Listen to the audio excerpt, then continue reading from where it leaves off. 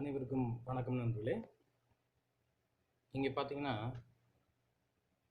Voltage வந்து அப்நார்மலாக வந்துகிட்டு இருக்கு. 180 வோல்டேஜ் 180 கம்மியாக கூட வருது. சில நேரங்களில் ஒரு 204 வரைக்கும் ஆசிலேஷனோடு இருக்குது. ஏற்றத்தாழ்வு அதிகமாக இருக்குது. இதனாலே பார்த்தீங்கன்னா இந்த சிஸ்டத்தில் கீபோர்டு அடிக்கடி ப்ராப்ளம் ஆகிடுது, ப்ராப்பராக ஃபங்க்ஷன் ஆகலை. கீபோர்டு மட்டும் இல்லை, எல்லா வீட்டில் இருக்க எல்லா எக்யூப்மெண்ட்டுமே இதனால ப்ராப்ளம் ஆகும். நம்ம என்ன பண்ணியிருக்கோம்னா ஃப்ரண்டெக் எஸ்எம்பிஎஸ் ஹெவி டியூட்டி போட்டிருக்கோம். ஆல்ரெடி லேப் கேர் இருந்தது, அது இருந்துட்டு ஃப்ரண்டெக் போட்டிருக்கோம். இது கொஞ்சம் ஆம்பியர் ரேட்டிங்ஸ் அதிகன்றதுனால கொஞ்சம் இது தாங்கும்.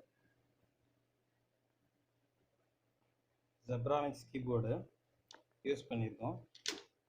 இப்போ இதனுடைய ஆம்பியர் ரேட்டிங்ஸ் பார்த்தீங்கன்னா லெஸ் தேன் 36 மில்லி ஆம்ப்ஸ். இது வந்து எந்த அளவுக்கு நம்மளுக்கு லோ மில்லி ஆம்ப்ஸ் கிடைச்சாலும் ஒர்க் ஆகிறதுக்கான பாசிபிலிட்டிஸ் அதிகம். அதனால இது போட்டிருக்கோம். இதுக்கு முன்னாடி என்ன ப்ராப்ளம் வந்ததுன்னா, இப்போ ஒரு கீ ப்ரெஸ் பண்ணோம்னா இது மாதிரி ஓடும். இப்போ நானாக ப்ரெஸ் பண்ணுறேன், நார்மலாக இப்போ கரெக்டாக இருக்குது எல்லா ஃபங்க்ஷனும்.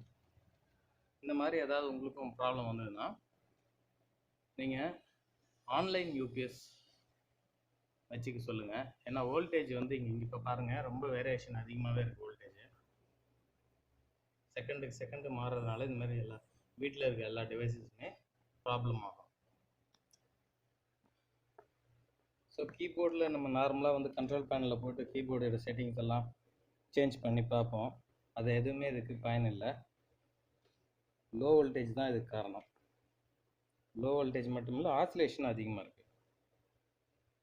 கணேஷ் கம்ப்யூட்டர்ஸ்லேருந்து கணேஷ். நன்றி நண்பர்களே.